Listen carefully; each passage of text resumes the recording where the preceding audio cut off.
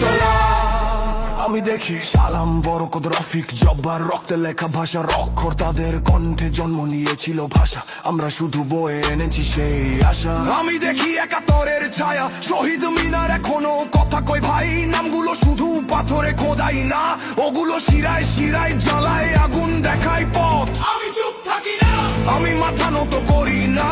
এই দেশ কারো দান না, এই দেশ রক্তের শপথে দাঁড়ানো। আর তারপর এলো হাদি।